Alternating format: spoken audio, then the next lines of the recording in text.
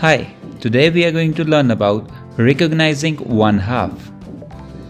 A half is one of two equal parts. For example, here we have one whole sandwich. Now, if we cut a sandwich into two equal parts, we'll get two halves. A half of the sandwich is one of its two equal parts.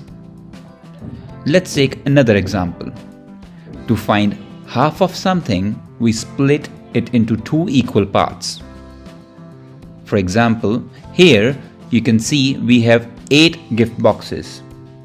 Now, to find half of it, we'll divide them into two equal parts.